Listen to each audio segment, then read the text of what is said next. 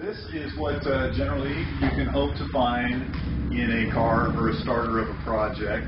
So as you can see, missing a lot of parts, a lot of miscellaneous damage that has to be assessed, and multiple layers of paint that will have to be stripped to determine what other kinds of repairs need to be made. But when you get into rarer cars, you kind of have to take what you can get. So this is actually a good start for a project. And this is kind of how you would bring it home in bits and pieces, parts and boxes and things like that.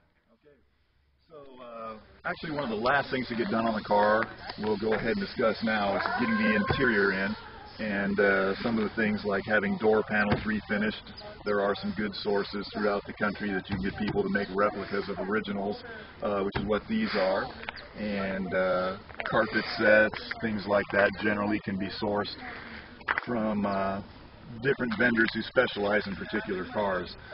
Some of the things on this car that are very difficult to get a hold of, the dash overlay, dash pad, and dash assembly itself, so those were all restored from original.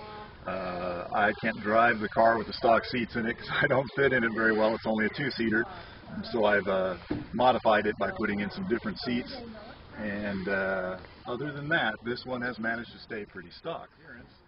But under the hood and the suspension and drivetrain have been modified to some extent. So this is a car that we would call a resto mod. It has a 401 engine in it with a little bit higher compression. It's up to 10.5 to 1. Stock was right about 10 to 1. Has a bit more of a performance cam, some shorty headers that are still pretty quiet, but get a little better exhaust flow, better intake and carburation on it, aluminum radiator to help cool it a little bit better, but the rest of it retains a stock flavor with the Ram Air air cleaner, the factory Ram Air setup in the hood, and all of that is still in there.